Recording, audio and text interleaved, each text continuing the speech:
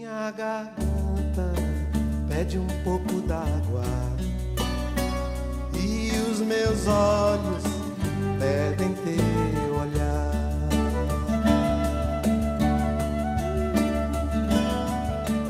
Muito boa escolha, viu? Gostaram da música? Sim, eu amei, amo.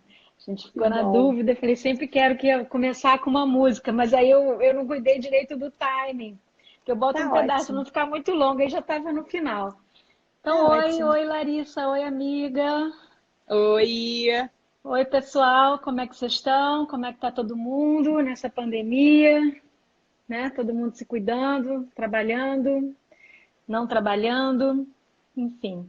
Um prazer ter todo mundo, ter vocês aqui para esse chá. Vou me servir do meu chá. Você está tomando um chazinho? Eu já tô tomando o meu, De que é? de erva doce. Menina, eu boto logo 2 saquinhos de camomila. Café só depois do almoço. Agora, depois de uma certa hora, só chá para ficar tranquila, né? Muito bom o chazinho. Então, gente, hoje eu convidei a Larissa Davidovich, minha grande amiga de muitos anos, de muitos carnavais, de muitas situações muito felizes, situações difíceis, né? Uma amiga, uma companheira, uma super profissional, uma pessoa maravilhosa. A Ai, meu Larissa, Deus. eu posso ficar metade dessa live aqui tecendo, rasgando elogios para ela. Mas vamos lá, que a gente tem um tema, né? A ideia é a gente conversar e falar do direito, falar de acesso à justiça, falar de defensoria pública, de direito de família, de métodos pacíficos, métodos efetivos de solução de conflitos, que é o nosso tema de paixão, né? Enfim, Isso. a nossa vida, né, Larissa? Cada uma num Sim, lugar diferente, mas a gente tem esse propósito, essa, enfim, essa atividade, essa função. Então, a sim. Larissa é defensora pública do Núcleo de Família de Nova Friburgo, não é isso?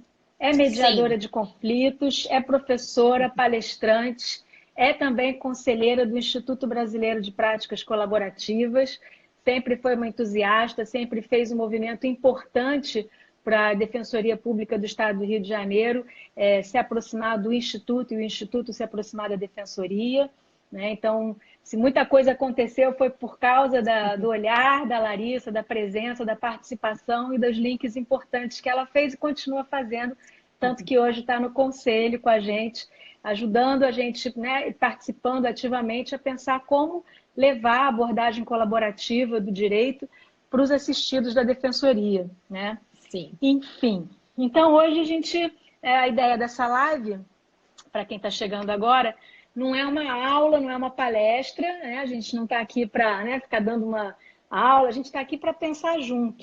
Esse prazer que eu tenho de ter conversas riquíssimas com pessoas muito queridas e não querer guardar essas conversas só para mim.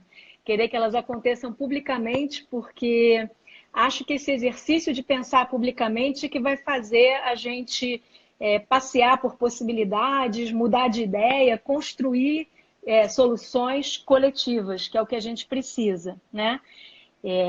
Para os desafios atuais, para os desafios desse tempo. Sem dúvida. Então, chegaram algumas perguntas, mas acho que eu começar com algumas perguntas que eu tenho para te fazer, tá? Tá bom, tá bom. Queria, bom, queria Posso só depois. fazer uma introduçãozinha rápida? Pode, deve, claro, eu estou aqui tagarelando, mas vamos embora. Não, é uma delícia.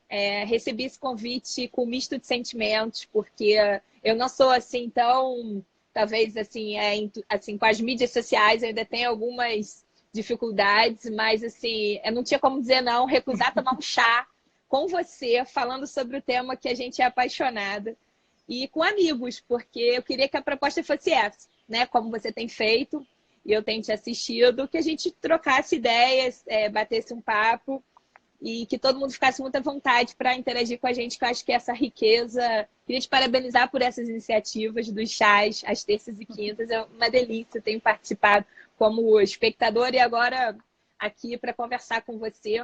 Agradecer muito, muito. Agradecer as pessoas que estão entrando, as pessoas que mandaram força. Não, vai!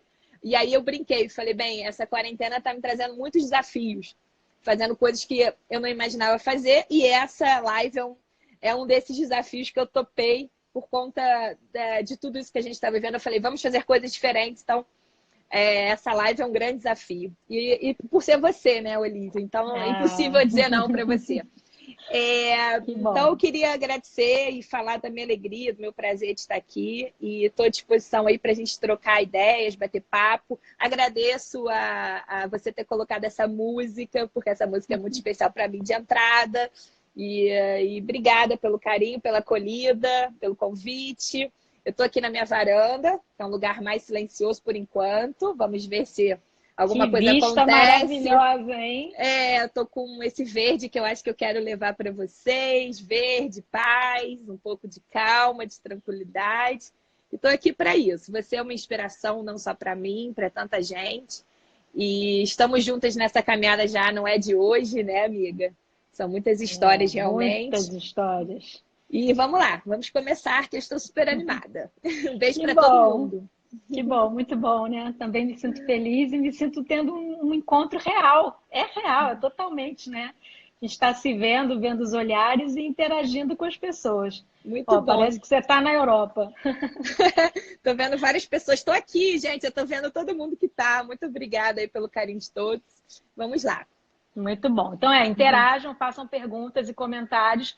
Às vezes eu tenho um pouco de dificuldade de ler e conversar. De repente eu vou vendo aqui e a gente vai se ajudando. Enquanto uma vai falando, a outra vai vendo, e assim a gente vai levando. Isso aí. Não, eu queria primeiro assim, te perguntar como é que tá, como que a Defensoria Pública está se organizando nesse contexto de confinamento, né? Porque tenho ouvido muitos advogados comentando, conversando, e a gente está com o tribunal de portas fechadas, né? Sim. Todas as audiências e tal, prazos suspensos, e só o tribunal está funcionando só em regime de plantão, para situações urgentes. Sim. Como é que está para a Defensoria Pública? Como é que está o esquema de funcionamento da Defensoria? Como que está? Enfim, o que você pode dizer para a gente sobre isso?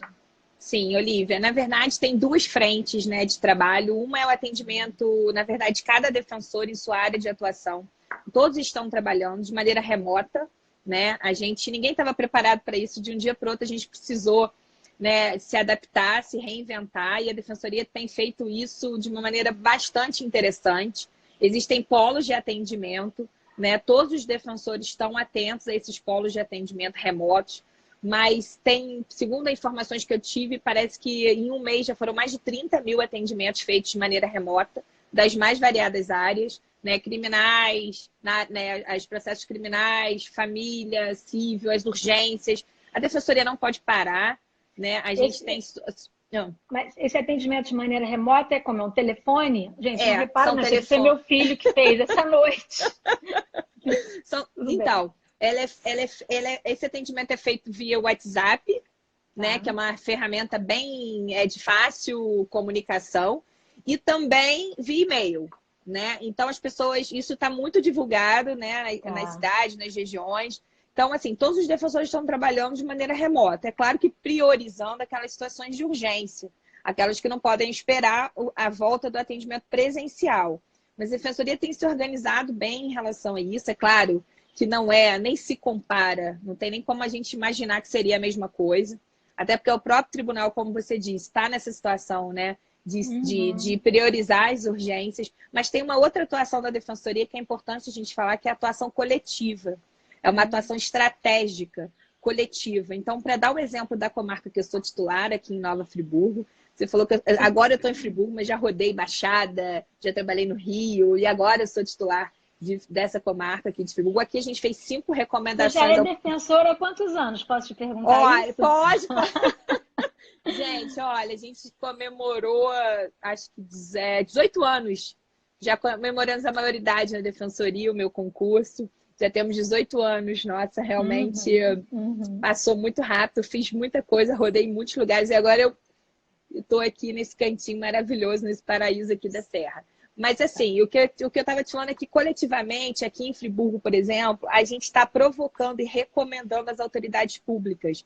Existe uma coordenação geral, por exemplo, a coordenação de saúde está trabalhando dia e noite para cuidar dessas questões coletivas. Aqui a gente recomendou o prefeito, por exemplo, a questão das merendas, as crianças que só comiam, por exemplo, nas escolas, as escolas municipais. A gente sabe que existem muitas famílias que dependem disso. A alimentação vem muito com as aulas, a gente se preocupou muito com essas famílias, então a gente recomendou o prefeito, o secretário de Educação, por exemplo, que distribuíssem cestas básicas, que cuidassem dessa parte. Então, tem esse atendimento coletivo também. A gente recomendou o prefeito, foram 5 recomendações, isso tem sido feito em várias cidades. Foi acolhido? Isso foi, então, no caso de vocês, foi acolhido? Sim, a gente está em tratativas constantes com o poder público. Acho que esse trabalho da Defensoria é muito importante. A gente recomendou aqui, por exemplo, que o prefeito segurasse um pouco essa coisa do isolamento, tentasse manter as pessoas em casa, porque a gente entendeu, que a Organização Mundial de Saúde, todo mundo dizendo que é isso que a gente tem que fazer. Então, a Defensoria está trabalhando, tá?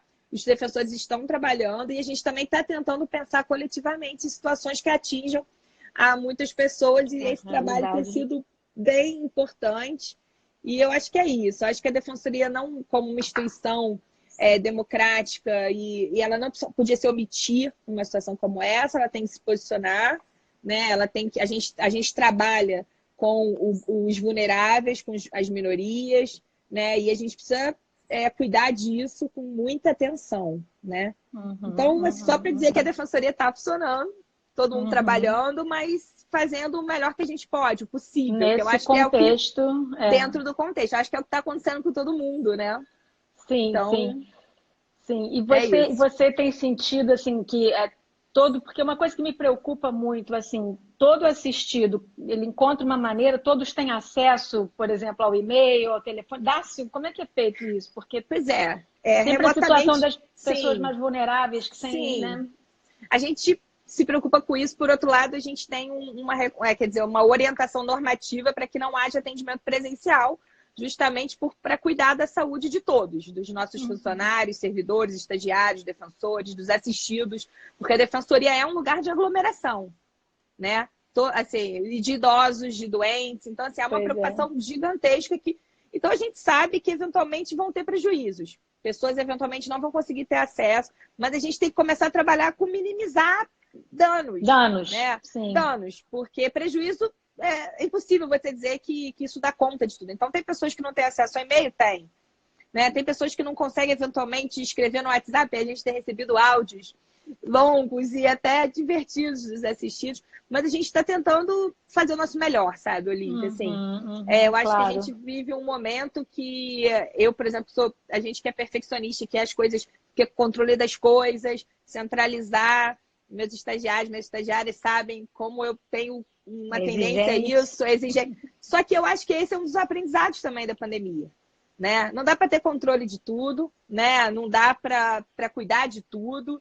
Eu acho que a gente precisa, inclusive, cuidar disso dentro da gente. Perdemos o controle.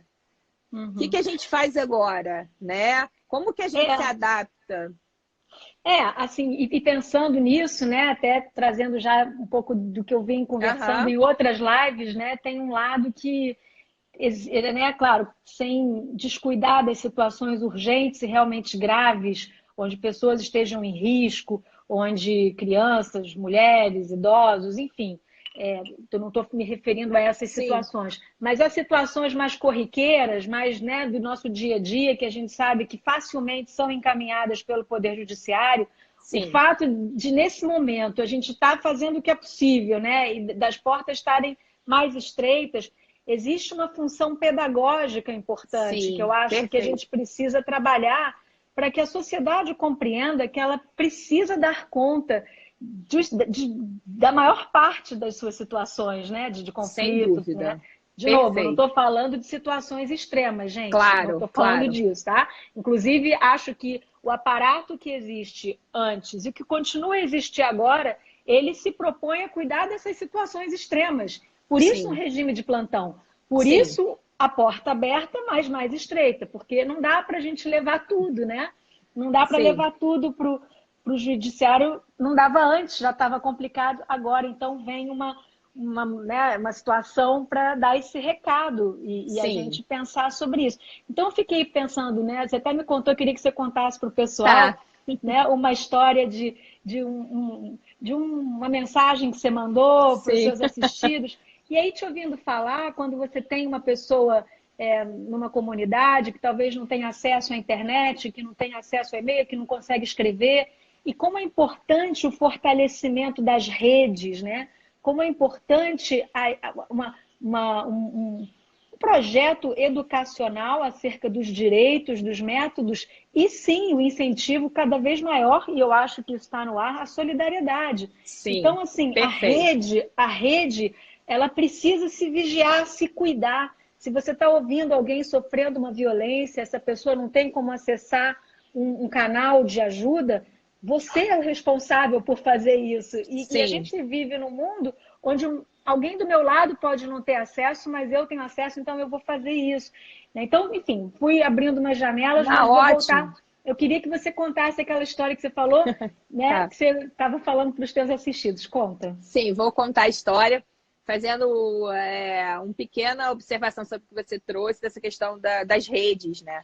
Desse apoio, né? Como a gente cada vez mais percebe que somos todos um e que tudo é muito sistêmico, né? Eu acho que essa pandemia, dentre tantos aprendizados, mostra pra gente que talvez a gente estivesse se perdendo, né? E indo para caminhos talvez perigosos, né? Então, como é bom a gente se reconectar com a ideia de que a gente não é nada, né, sozinho, né? O quanto que essas redes... E eu percebo, e acabei esquecendo, você falou dessa coisa pedagógica, algumas coordenações da Defensoria têm feito trabalhos incríveis, por exemplo, consumidor, existe uma cartilha na pandemia, é coisa pedagógica para levar também educação em direitos, que é uma outra grande janela da Defensoria, educar essas pessoas do ponto de vista da cidadania, falar dos direitos do consumidor, direitos da mulher, né? Assim, a mulher, que é uma preocupação da Defensoria, outro dia eu estava ouvindo a questão da violência doméstica nessa pandemia, como que pode trabalhar isso, que pode ser que isso ganhe uma proporção. Como está aumentando no mundo inteiro. No mundo Exato, inteiro. no mundo inteiro. Como a gente precisa se conectar e essas redes são importantes, né? Então, só uma observação, meu pai acabou de entrar. Parabéns, pai. Primeira vez, Instagram, não conhecia. Oi, pai. Isso aí. Conseguiu. Muito bem, pai. E beijo para todo mundo. Então, mas assim, essa história desses assistidos, como é que eu posso dizer o que está acontecendo aqui em Friburgo na questão das relações familiares, né? Sendo defensora de núcleo de primeiro atendimento de família, eu recebo aquele conflito mais latente, né? Como você aí, né, naquela época recebia, agora você está numa outra. Mas assim, quando a gente está nessa porta de entrada do direito de família, a gente vê as relações muito... As pessoas estão deterioradas, as pessoas estão muito fragilizadas, né? Vulnerabilizadas mais ainda por várias situações. Estou vendo gente de vários lugares aqui do Brasil, muito bacana. Então, assim, eu tenho uma tendência a desconstruir, até pela minha formação, você conhece, sabe que desde 2010 para 2011 eu tento me desconstruir como profissional, a cada dia me reinventar, tirando essa questão do litígio, né? A gente depois pode falar mais sobre isso. Mas assim, eu tento fazer isso no meu núcleo. Mas agora, eu estou tendo que fazer mais ainda, né? Porque quando os assistidos chegam à defensoria, eles não chegam para colaborar, nem para conversar, nem para mediar. Eles chegam para processar, né? O processo para eles, às vezes, é até um status. Eu quero entrar com um processo. E aí, 2 processos, 3 processos, e a gente conhece esse caminho, essa bola de neve, a gente sabe para onde isso caminha, né? Há uns anos atrás, eu lembro, numa vara de família de Belfort Roxo, que tinha um casal que tinha 16 processos. E parecia que eles estavam buscando cada vez mais aquilo, parecia que de alguma maneira os preenchia. Enfim, aí aqui no núcleo eu tento fazer um outro modelo, e aí, né, quem me conhece sabe que eu prezo muito pelo consenso, pelo diálogo, pela construção de diálogo, enfim. Mas aí o que acontece? Com essa pandemia, eu acho que eu perdi essa oportunidade de tentar trabalhar isso com eles presencialmente, porque eles chegam lá, aí eu trabalhei minha equipe para ter um acolhimento, a gente conversa e a gente tenta buscar maneiras diferentes, né, de trabalhar esses conflitos. Com o WhatsApp ficou uma coisa um pouco menos pessoal, claro, e mais burocrática. As pessoas mandam mensagens para o WhatsApp dizendo: eu quero entrar com divórcio, eu quero ver o meu filho, ela não deixa eu pegar o meu filho. E aí começam as demandas chegando, as demandas e áudios, enfim. E aí o que acontece? Eu estou tendo que trabalhar tudo aquilo que eu acredito, e aí as minhas estagiárias que estão aí também sabem disso, eu tenho que trabalhar isso de uma maneira remota. Eu não tenho esse tempo de falar isso com eles. E aí a gente começou a pensar. Não, é engraçado, desculpa te interromper. Não, claro. Sem poder dar o acolhimento para desconstruir o conflito e sem poder ajuizar a ação, porque agora não tá dando numa situação. Exato. O fato de não poder ajuizar uma ação, para mim, me traz um alívio.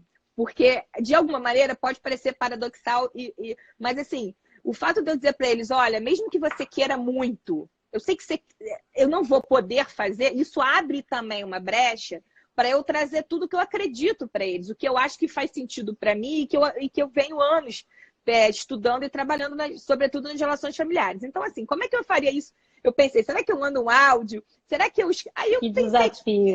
Que desafio, mas por outro lado eu agarrei isso e falei, cara, é agora. Né? E aí, lembrando da sua live com a Fernanda Tartuas, que o tema era acesso à justiça, e a defensoria é a grande porta, né, de entrada do acesso, né, que a gente conhece, né? Sim. O que acontece? Eu fiquei com aquilo na cabeça. Acesso à justiça é muito diferente de acesso ao poder judiciário. Então, assim, acho que é a primeira coisa que a gente precisa clarear, sabe? As pessoas confundem muito e acham que a defensoria é uma porta de acesso ao poder judiciário. Então, com o judiciário fechado, eu preciso trabalhar melhor a questão do acesso à justiça para essas pessoas. E aí eu vou mostrar para eles que existem muitas maneiras deles trabalharem isso. Só que eu preciso dizer isso com cuidado e preciso, entre aspas, ser fofa. Acolhedora. Preciso ser acolhedora e fofa no sentido de que, assim, gente, olha, para que eu seja ouvida. Porque eu não posso chegar para essas pessoas e dizer, olha, o judiciário a sua causa não é urgente. Por exemplo, tem um textinho padrão que no início se falava assim, olha, sua causa não se enquadra nas hipóteses da resolução tal do CNJ, que são prisão, não sei o quê. Então, assim, se eu falar isso, para aquela pessoa, aquilo é muito urgente. Sabe? Você está dentro de um conflito, eu chegar para ela e falar, olha, sinto muito, não está elencado no rol das questões urgentes do judiciário, cara, assim... Como assim, né? Como Porque assim, não é né? seu filho, né? Pô, não é seu filho, não é você que está tanto tempo sem ver, né? Então, assim, essa empatia de entender que aquilo para aquela pessoa é muito importante. Uma vez eu lembro que eu estava no plantão judiciário, e aí aquele plantão de à noite, que funciona na madrugada, começa às 6, vai... E aí chegou uma pessoa às 4 da manhã, e aí o assessor falou, doutora, tem uma pessoa aí. Eu falei, mas o que aconteceu? 4 da manhã. É uma ação de divórcio.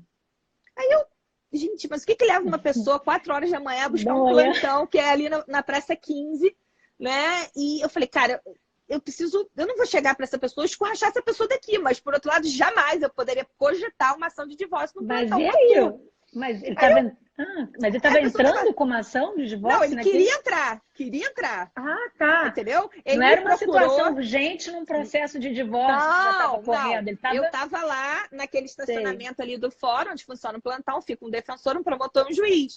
E 4 horas da manhã, a gente tem um quartinho lá, eu estava meio que encostada, porque dormia, cochilando. Aí o estagiário, doutora, e ele chegou meio rindo, porque ele falou, nunca vi um divórcio num plantão. Aí eu fiquei pensando, gente, assim... Aí eu fui lá e falei, olha, né, assim, não vai dar para fazer a sua ação de divórcio hoje, porque a gente trabalha aqui em situações urgentes que não podem esperar, né? Aí ele falou, mas a minha situação não pode esperar, né? Aí eu disse, bem, mas fica complicado. Eu falei assim, não, porque se eu voltar para casa, eu sou capaz de cometer um crime, eu mato essa mulher. Né? Que isso? Aí eu fiquei, né? Enfim... Então, só para falar que as situações urgentes são subjetivas para as pessoas. Para ele era urgente. Defina urgência, né? Defina urgência. Então, retomando a história de como é que a gente está tentando fazer esse acolhimento, sem ser rude, sem ser formal, sem ser burocrata, né? E sem também sucumbir à vontade deles, porque eu nem posso fazer isso. Nem pode. A gente organizou Alguém fala, Carol, só a defensoria para proporcionar certa história. Carol sabe disso. Um dia a gente tem que... Dá para escrever um livro. Mas assim, eu resolvi fazer um textinho para eles no WhatsApp, para essas pessoas que, sobretudo para as pessoas que estão com muita dificuldade na convivência. sabe? Eu acho que durante a pandemia, eu acho que a questão da visitação, a gente fala convivência, mas enfim, para as pessoas entenderem, dessa visitação do genitor, do pai e da mãe que não estão, né, com a criança. E o que acontece? A gente tem que acolher aquela mãe ou aquele pai que realmente querem fazer o isolamento social. Eles estão, olha, o que eu tenho que fazer é ficar em casa, não deixar que meu filho saia. Então, eu não estou descumprindo nada, eu só não quero colocá-lo em risco, né? Então, assim, eu resolvi fazer um texto com um pouquinho do que a gente tanto fala. Olha, a gente entende, né? E aí eu até mandei para o Olivia esse textinho, falando da importância do diálogo. E essa fala nossa, de nós mediadores, acho que as pessoas não conseguem nem mais entrar. Eu me ouvi falar de diálogo, acho que as pessoas dizem, ai meu Deus, já vem Larissa, mediação, construção de consenso, pacificação. Mas é porque assim, a gente parece aquela, né? Cara, tem uma amiga minha, Tatiana, que entrou aqui, cara, que é médica, sabe, de CTI, de hospital público, e teve um tempinho para ver a gente, que está nessa pandemia, trabalhando igual uma doida. Obrigada, Tati. Um beijo para todo mundo. Mas assim, aí e força, né? Eu queria até falar em nome dela, cumprimentar, cara, esses médicos, esses enfermeiros, esses profissionais da saúde que estão enfrentados aí. Mas assim, então eu comecei a falar da importância deles se entenderem. Sobretudo nessa situação atual que não tem outra possibilidade. Porque é diferente, quando a gente está no atendimento presencial, eu tenho que oferecer para eles duas possibilidades. Eu não posso também fechar a porta e falar, não, aqui eu não entro com ação, não entro, aqui eu só faço construção de consenso, mediação. Sim, claro. Você apresenta as possibilidades de encaminhamento. E cá entre nós, muito cá entre nós, eu tento de alguma maneira que essa ideia convencer de alguma maneira essa pessoa de que o outro caso. Acho que melhor do que isso, mostrar os benefícios. Mostrar, né? Isso, e aí a própria pessoa percebe e faz a sua escolha. Perfeito, né? Perfeito. É isso. Então, assim, com a pandemia, eu tô começando a escrever esse texto para as pessoas. Olha, vamos conversar, vamos pensar o que é melhor para essa criança. Vocês precisam se entender. Eu não vou decidir, né? Eu não posso decidir por vocês, eu não posso obrigar que vocês se entendam, mas eu queria fazer um convite para que vocês conversem, né? Então, assim, teve um caso que a mãe falou, olha, ele mora com a avó. Eu acho que meu filho indo de alguma maneira está levando algum risco, né? Assim, então ela estava preocupada com a ex-sogra. Então, acho que tem um cuidado de todo mundo com isso. E eu acho que a gente tem que acolher essa preocupação, acolher também essa vontade, né, das pessoas quererem estar com seus filhos, porque é super compreensível que em momentos como esse, a gente vive um momento difícil, estar na companhia, ter seus filhos, ter uma criança. Eu tenho dia que eu estou aqui, de repente as crianças aparecem, aquilo parece que é uma luz, é uma alegria na casa. Preenche, né? Preenche. Então, eu consigo entender muito esses pais, essas mães e esses pais que não conseguem estar com os filhos. Então, assim, de alguma maneira, o que eu faço, Olivia, é isso, é mandar o WhatsApp para eles dizendo, olha, chegou a hora de vocês conversarem. Chegou a hora de vocês se entenderem, né? Chegou a hora de vocês pensarem em maneiras criativas de trabalhar, por exemplo, esse isolamento social. Um exemplo que eu acho que é o que a gente está fazendo aqui. Né? Então, o que acontece com os meus assistidos, os meus estagiários, os meus colaboradores, sabe? Eles se bloqueiam no WhatsApp. Eles têm uma tendência a primeira chateação bloqueou. Só que eu falei, olha, é hora de desbloquear. Porque eu quero fazer uma ligação de vídeo com meu filho, mas eu estou bloqueada. Então, eu estou trabalhando isso, amiga. Eu estou tentando assim, olha, vamos lá, vamos, sabe? Entendi. Mas não...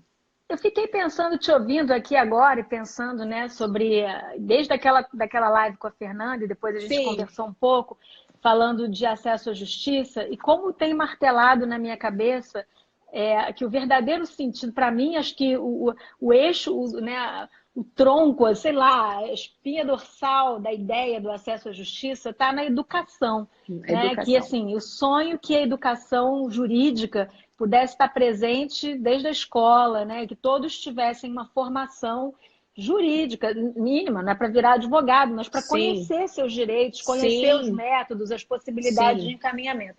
Então, te ouvindo falar, fiquei pensando se a defensoria tem algum canal, se existe, sei lá, um canal no YouTube, alguma coisa que os defensores pudessem fazer aulas ou palestras, ou mini, né, coisas de 5 minutos, pílulas, para poder informar sobre os direitos e dar ideias. Olha, pais que estão aí, né, não se bloqueiem no WhatsApp, procurem promover. Hoje em dia, né, o virtual é uma forma da gente estar presente na vida do outro. Sei lá, ou quem não está conseguindo pagar, não sei, pensar em roteiros e pílulas de mini vídeos, assim, que as pessoas possam acompanhar, porque é uma ferramenta e a grande maioria das pessoas, por mais que esteja numa situação precária, às vezes você vê pessoas, né, sem condição, enfim, com condições muito tristes e muito desumanas, mas conseguindo ter um celular, né? E conseguindo ver. Hoje a realidade, em algumas situações, é essa, às vezes. E eu vejo que talvez isso pudesse ser um recurso interessante, trabalhar na educação, né? Porque aí você trabalha na prevenção. As pessoas vão se munir, né, de conhecimento para que elas próprias tenham mais ferramentas, mais recursos, mais repertório para conseguir estabelecer esses diálogos, né? Não, eu acho Fico achando que isso podia ser uma ideia legal. Pode ser. Tão moderno agora, lives da defensoria, sei lá, entendeu? Com certeza. Assim, eu acho super interessante, acho que a gente pode pensar e amadurecer isso.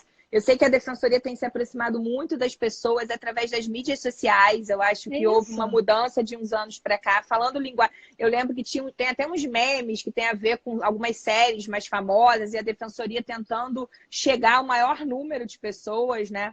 Eu não sei se a gente pode pensar em canais de YouTube, mas existem maneiras. Eu já quero participar desse projeto com vocês. Acho maravilhoso. Acho que se eu pudesse bater o martelo agora, já estava decidido, você já era a primeira convidada.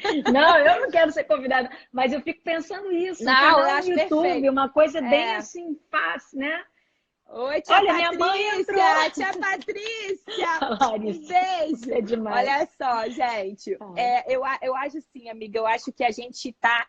Acho que esse isolamento nosso está trazendo tanta coisa criativa. Né? Tá trazendo tanta ideia e a gente está conseguindo enxergar com mais clareza onde a gente precisa chegar, sabe? Eu acho que assim, você trouxe isso, a gente está pensando qual é a maneira da gente chegar aos nossos assistidos de uma maneira mais direta, mais simples. A gente percebeu que é possível estabelecer esse atendimento remoto. A gente não tinha pensado nisso até então. Então, a gente aproveitar isso tudo para sair com novas diretrizes, né, no trabalho. As escolas estão vendo que muitas coisas bacanas e ferramentas são legais de serem utilizadas. Então, acho que a Defensoria está nesse caminho e eu acho que eu concordo com você. A educação, claro, a gente ficar falando disso aqui, mas a educação é o que é a base de tudo. Eu sinto que os assistidos, pelo menos quando eu mando essas mensagens, eu tenho recebido alguns retornos no sentido de que tudo bem, vou tentar, boa ideia. Ou seja, eles nem tiveram, eles nem tentaram. Né? Então, há uma tendência deles procurarem a gente sem ter tentado. Né? Há uma já deu tempo de você... Desculpa, te interrompi. Nada. Não, você já deu tempo de você ver se surtiu, então, o efeito, ou quando não surtiu, como é que foi? Sim, um feito? Caso dessa semana, que é um menino de 13 anos, que foi o seguinte, ele foi passar o final de semana com o pai, e quando começou a pandemia, era para ele voltar para o convívio da mãe, e ele resolveu ficar com o pai. Porque assim, ele resolveu ficar, ele tem 13 anos, a mãe nos procurou, muito aflita, e aí depois a gente foi tentar fazer não vou chamar de mediação, mas tentar ouvir os dois lados, tentar trabalhar com essa situação. O que a gente viu? O pai disse o seguinte, olha só, eu sou pedreiro, eu tenho muito pouco tempo com meu filho, e a gente está se curtindo muito, eu estou adorando estar com o meu filho. E a gente está se conhecendo, a gente está conversando, e eu estou sem trabalho, então assim, eu gostaria muito de aproveitar esse tempo com ele.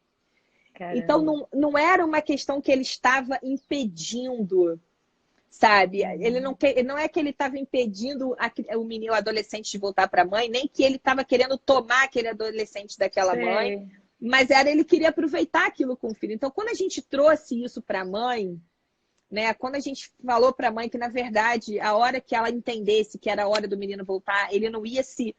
Mas que estava muito legal para os dois juntos. sabe? E Entendi. talvez fosse até uma demanda dela, mais presença do pai, mais convivência do pai com o filho dela. Então, a gente tentou mostrar para ela que, de alguma maneira, aquilo estava sendo benéfico.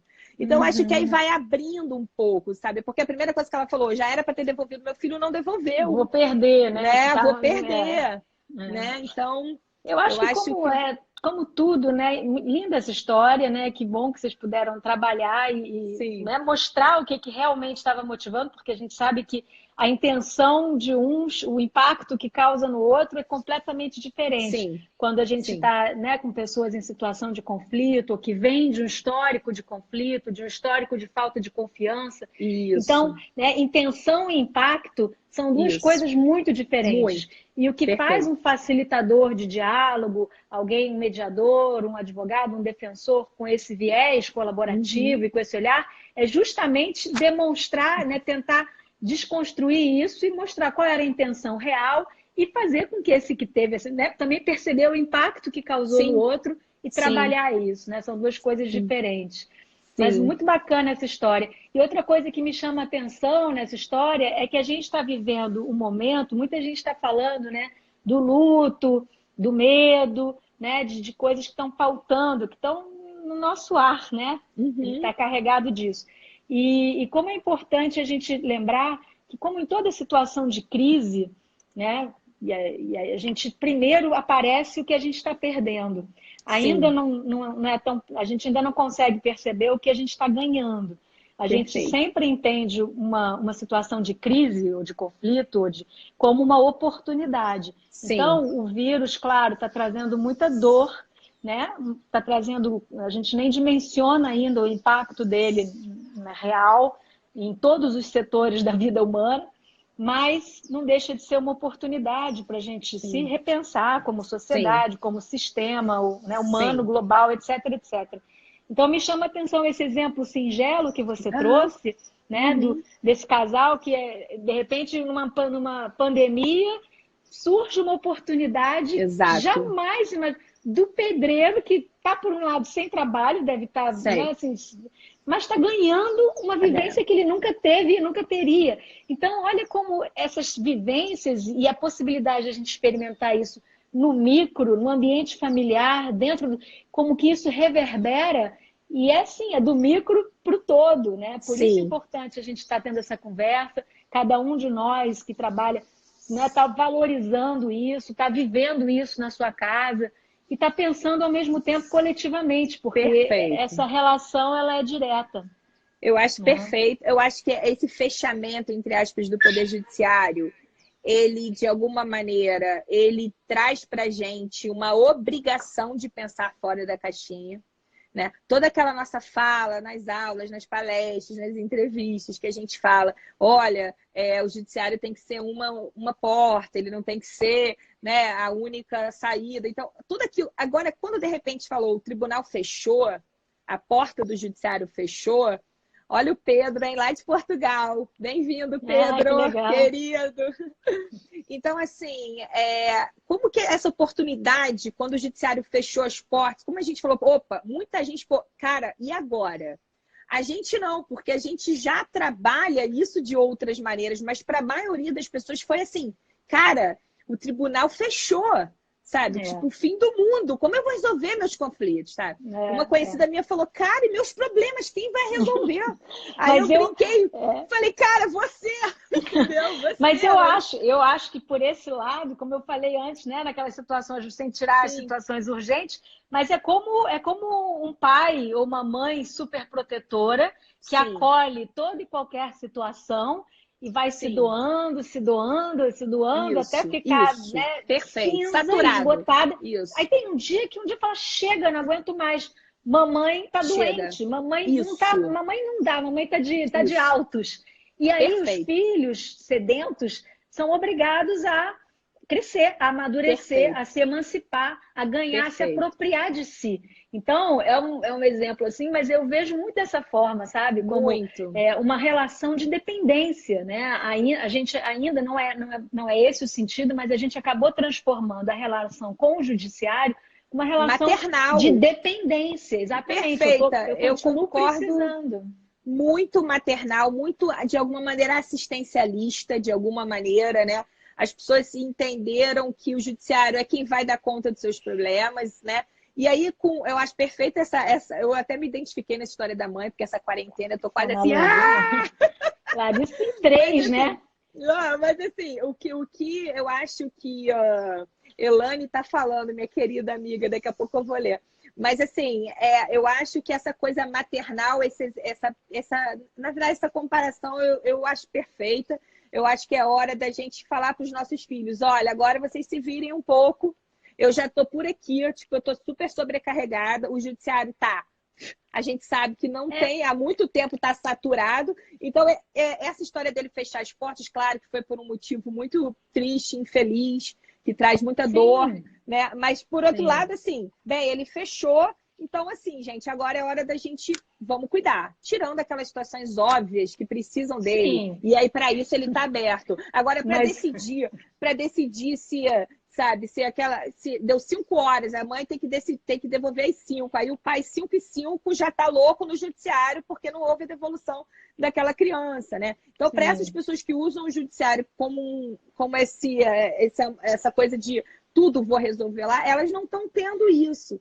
Então, acho que uma emancipação, agora em homenagem ao Pedro, que está aí, meu professor de mediação emancipatória, eu acho que eu gosto muito dessa palavra, essa emancipação das pessoas de forma responsável.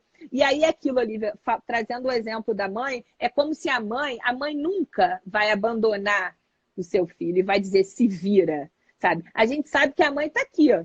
A Patrícia sabe. A mãe está aqui. Então, assim, de alguma maneira, eu tô só olhando de cima e vendo, olha, não deu certo, azedou, deu problema, eu tô aqui. Mas me deixem de sobreaviso e não como a responsável por tudo, né? Não, tem vários memes sensacionais agora. E a gente, né, as mães e pais que estão voltando né, fazendo home office e tal, e cuidando dos filhos ao mesmo tempo. Então tem assim, agora eu estou trabalhando. Então, aí eu vi outro dia um meme que era um cartaz que a mãe colocou na porta assim.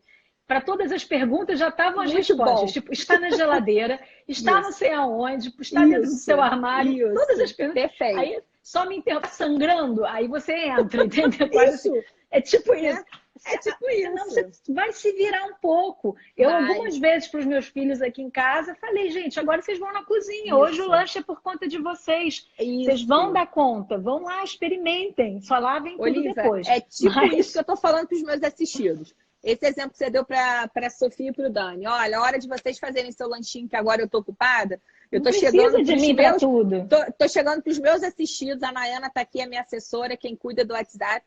A gente chega para eles e a gente diz, olha, agora é com vocês, tá? Agora é com vocês, porque é isso que tem que acontecer. Então, eu acho que essa oportunidade das pessoas se emanciparem, crescerem, se reinventarem, se readaptarem. Eu acho que essa fala é uma fala que vem muito a calhar com tudo que a gente acredita, porque a gente já fala disso, né? Como eu falei no início, a gente que acredita na construção do consenso, a gente que acredita em soluções criativas para os conflitos, a gente vem falando, chega uma hora que a gente fala, cara, a gente está dizendo o óbvio e as pessoas continuam no litígio, na beligerância, na adversariedade. Então, eu acho que agora, por um outro lado, para nós, mediadores, para profissionais dessa área, eu acho que eu fico feliz, porque eu chego para as pessoas e digo, olha, sabe aquilo tudo que eu sempre tentei dizer para vocês? E vocês... É hora, sabe? Então, até eu estou fazendo um curso de atualização com o professor Pedro e o Vezula, e eu estou fazendo com eles, e eu falei, gente, eu acho que todos os princípios da mediação, tudo aquilo, eu acho que a gente é um momento da gente reforçar, e eu acho que a gente tem que aproveitar essa janela dessa oportunidade para dizer para as pessoas, gente, eu estou falando muito das relações familiares, tá, amiga? Assim, claro. É isso. E eu estou mediando dentro de casa, amiga. Eu estou mediando criança, eu estou mediando família que nunca esteve tanto tempo fazendo tantas refeições e tanto tempo junto. Né? Então, casais que nunca se... Então, tem um comentário aqui muito bom, porque daqui a pouco a gente começa já a entrar para o fim, porque tem um limite de tempo. A Lopes é a Fernanda. Então, ela colocou, as pessoas irão se surpreender com a capacidade delas de resolver seus próprios conflitos. Sim. Totalmente verdade isso. Ela colocou uns risinhos, mas é a mais pura verdade. As pessoas não Totalmente. sabem do quanto elas dão conta. Do seu potencial. Sabe? A gente tem essa coisa.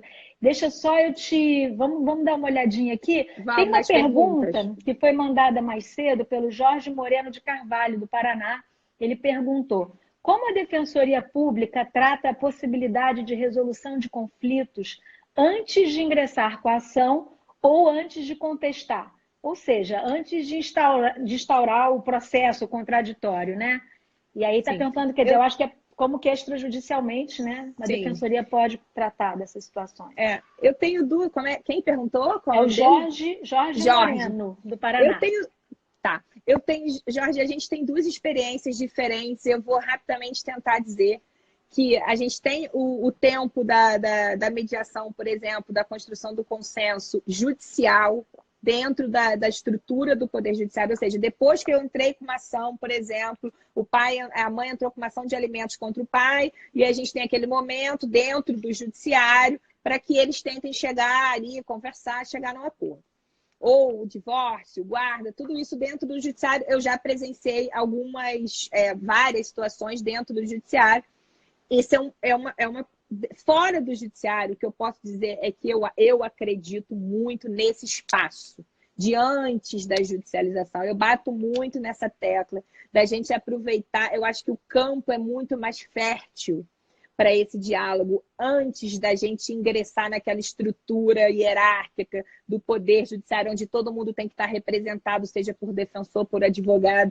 Eu acho que quando a Defensoria tem trabalhado isso, eu posso falar muito bem por mim, né? A minha equipe sabe que antes de eu ajuizar as ações, eu só não vou tentar quando a parte falar para mim muito eu não quero, eu não desejo, mas de forma muito incisiva, e eu vou respeitar. Mas, assim, em 90% dos casos, o que eu faço na Defensoria, no meu núcleo de família, é convidar a outra parte. Isso não tem processo ainda. Eu fui procurada por Olívia, que quer se divorciar, por exemplo. Eu vou falar, Olívia, a gente tem um espaço aqui que a gente costuma convidar o seu marido, o ex-marido, para que a gente converse e tente estabelecer aqui algumas condutas, algumas regras de tal. E aí eu tento mostrar para ela, para Olívia, Olívia, a gente acredita muito nisso. E a gente tem esse espaço para isso. E a gente tenta explicar. E a maioria das pessoas, algumas resistem, mas a maioria no final fala, olha, então vamos tentar. Né? Então, a gente faz muito isso, Jorge. Assim, na Defensoria aqui de Friburgo, a gente tenta muito essa construção desses acordos fora do Judiciário. É claro, aí não deu acordo, não conseguimos. Então, assim, eu digo que as minhas demandas, a grande maioria dela é consensual por conta desses acordos que a gente constrói dentro da Defensoria. Perfeito. Tem um comentário aqui do Pedro, e eu queria comentar uma coisa. Ele falou: o que tenho notado nas famílias que estou acompanhando como mediador e que comecei antes da pandemia e continuei acompanhando via plataforma eletrônica, notei uma maior compreensão pelo outro. Perfeito. Sabe que eu também tenho notado um certo ar, um pouco mais de mais tolerância, né? Porque está todo mundo entre os clientes e as pessoas que a gente trabalha, mas isso aumentou a empatia, Mônica. Assim, as pessoas, eu estou sentindo um clima de maior gentileza. Sim. Quando você vai fazer um pedido no telefone, olha, fique tudo de bom e tal. Sim. Coisas que a gente, né, muita gente não fazia. O entregador que vem te trazer, você ser gentil, você desejar coisas. Eu tenho sentido um tom mais assim, olha, estamos juntos, vamos se cuidar, caraca, o que aconteceu, né? Tem um ar mais gentil, eu sinto isso. Então, concordo com o Pedro. E que bom que outras pessoas estão sentindo e estão percebendo isso também, né? Acho que está todo mundo... Eu acho que eu concordo muito com o Pedro. Jorge, um beijo para você. Mônica, acho que aumentou a empatia ou aumentou a nossa capacidade. Na verdade, a gente está mais vulnerável. E eu acho que a vulnerabilidade é uma grande porta de entrada para a empatia. Para conexão, né? Para conexão. E através da conexão a gente sentir e a gente ter empatia, né? Então tem até aquele vídeo, né, que fala da diferença da empatia para simpatia, né, que está no YouTube, que eu adoro, que diz isso. Quando a gente está mais vulnerável, a possibilidade de a gente se conectar com o outro é muito maior e com isso vem a empatia. Então, eu acho que essa pandemia, tudo isso que a gente está vivendo, está, de alguma maneira, nos tornando mais vulneráveis. E eu amo estar vulnerável sobre esse aspecto, porque, de alguma maneira, eu me conecto muito mais com as pessoas. Você deu o exemplo, hoje veio um entregador aqui, que eu ofereci um álcool gel para ele, falei, se cuida, saúde, vai com Deus, né? Então, acho que isso eu não falaria, de um modo geral, no dia a dia, na correria, né, para um entregador. Então, acho que essa gentileza vai...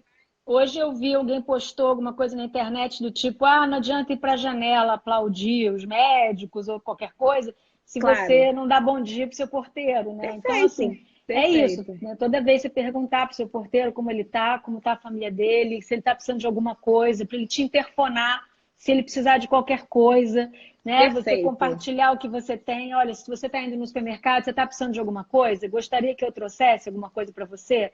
Para tua família? A gente está vendo esses exemplos no mundo. Né? Começou com aqueles recados no elevador, aos velhinhos do meu prédio. Então, assim, a gente está vendo isso e eu acho que essa onda tende a crescer e espero que ela permaneça depois da pandemia, porque a gente está se reaprendendo a sermos gentis, solidários. Então, assim, outro dia estava com a questão do ano escolar, da matéria, do conteúdo, e eu falei, cara, meu sonho é que entrassem outras matérias no currículo escolar das crianças.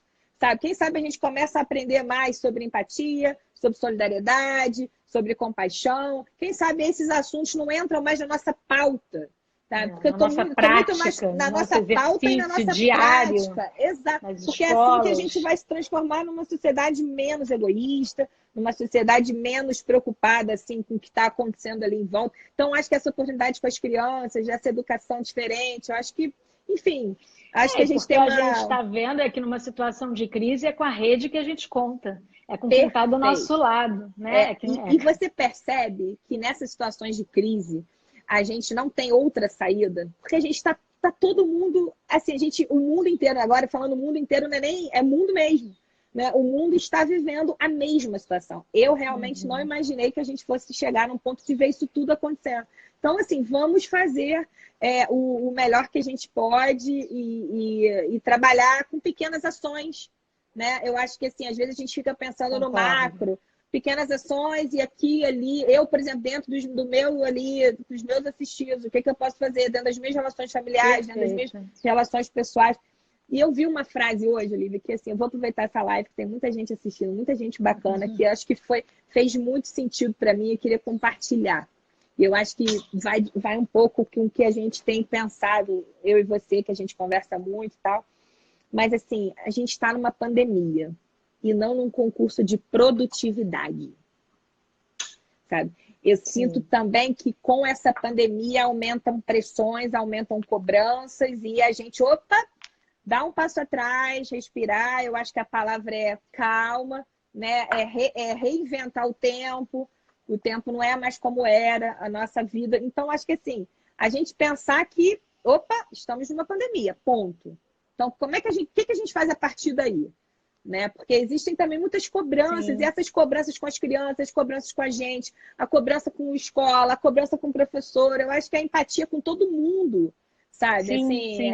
Eu não posso pensar em mim, e aí eu quero que meu filho fique 8 horas no computador fazendo dever, porque para mim é cômodo, porque eu tenho várias outras coisas para fazer. Enfim, então acho que é valorizar o tempo, é valorizar as relações, é valorizar o que realmente é importante, né? Eu acho que é tempo de repensar muita reflexão. O estilo, tanta coisa. Concordo com você, excelente essa frase.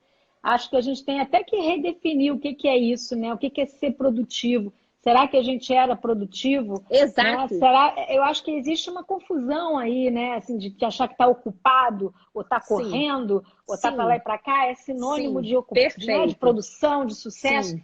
Quanto tempo a gente perdia? Quanta energia a gente perdia, né? E agora a gente está conseguindo aprender colocando a energia em outros, né, em outros trabalhos, em outras tarefas e ganhando tempo também. Sim. E ganhando outras coisas. Eu acho respeitar o seu espaço, o seu tempo. As pessoas falam, como é que você consegue ser tão otimista? Eu falo, gente, olha só, vivendo um dia de cada vez. E outra coisa, nem todos os dias são bons. Exato. Vou te falar, assim, os dias têm sido muito diferentes, assim. Tem dia que você acorda, vou arrumar minha cama, vou mudar minha roupa, sei lá, vou fazer ginásio, fazer quem gosta, E, cara, tem dia que você fala, cara, eu não quero levantar da cama. Eu não quero fazer nada. Nada. Então, acho que assim, eu acho que a gente tem que se permitir, e isso fique para depois da pandemia, que a gente se cobre menos. A gente sempre tem dias bons e dias ruins, em Sempre, pandemia e fora dela, sempre. né? Só que agora a gente está Verdade com tempo para pensar sobre isso. Então, assim, que a gente se cobre menos e que a gente tenha mais afeto, sabe? Distribua afeto, que igual a gente está fazendo aqui, que a gente tome mais chás como esse, que a gente ligue para mande uma mensagem, que você está bem, que você, né? Então, assim, eu acho que a gente vai vivendo um dia de cada vez, a gente vai se vendo que a nossa produtividade ela vem de outras coisas, né? E reavaliar muitas coisas. A gente acabou indo para esse lado, mas acho que as pessoas estão precisando ouvir um pouco isso. Mas foi muito alguém bom. pediu para repetir Repete a frase. Falei. Estamos vivendo uma pandemia e não um concurso de produtividade. É muito bom. Né? Deixa eu pegar aqui, porque eu tô com medo que a live acabe. Faltam 3 minutos. 3 minutos só? Só. E é muito ruim quando ela corta de repente. Então, acho que a gente podia fazer lá umas palavras finais. Você falou, eu sou otimista, eu quero fazer o meu fechamento aqui. Sempre tiveram outras perguntas, a gente não conseguiu responder todo mundo, mas quem sabe a gente repete esse chá, né? Eu adoraria. Ó, a paisagem tá linda, tá ficando rosada aí atrás, tá muito linda. Pois é, gente, eu nem acendi a luz, achei que... Não, tá ótimo. O que eu ia falar é aquela frase do Ariano Suassuna, que ele diz, como é que é? Ele fala, o pessimista é um chato, o otimista é um tolo, bom mesmo é ser um realista esperançoso. E eu me afino com isso, acho bonito isso, né? Muito bonito. Eu acho bonito ser um realista esperançoso, então eu não consigo evitar a esperança e o desejo de trabalhar para o crescimento, para o aprendizado e para que a gente, como está todo mundo, saia melhor. Isso não é um dado, isso não é um óbvio, isso não vai acontecer se a gente não se mobilizar. Para que a gente saia dessa mais fortes e a gente precisa trabalhar por isso. Perfeito. Né? Então, gente, vamos lá. Contagem regressiva. Faz amiga, aí vou lá rapidinho. Despedida. Eu tô super feliz e emocionada aí com os comentários. Feliz de alguma forma poder ter tido esse tempinho com você. E eu acho que a gente talvez repita, porque tem tanta coisa para falar e eu adorei. Minha primeira live, já estreiei em grande companhia. Arrasou, hein? Olha só, gente. Eu queria, na verdade, eu gostei muito do que você falou agora sobre a esperança. Talvez as pessoas que consideram, né, que eu seja, você é otimista. Uma amiga me falou, como é que você consegue? E assim, gente, eu acho que a palavra é essa. A gente não tem como negar o que está acontecendo, a gente tem que ter consciência de tudo que está acontecendo, mas também, por outro lado, restar dentro da gente essa esperança.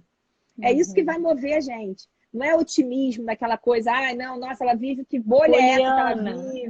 Não, assim, eu tenho muita consciência do que está acontecendo, né? É claro que eu estou tentando me proteger um pouco de tantas notícias o dia inteiro. Eu comecei assim, depois eu estou tentando diluir, né, o noticiário, mas assim, eu acho que a palavra é esperança, né? Acho que a palavra é afeto, né? A palavra é você distribuir gentilezas dentro do que você pode fazer. Eu acho que é a gente, dentro do nosso contexto familiar, pessoal e das relações que a gente vive, a gente fazer um pouquinho aqui, de pouquinho em pouquinho. Acabando 30 segundos. Ó, fica a dica para os vídeos da Defensoria. Alô, Defensoria, defensores que estão ouvindo a gente.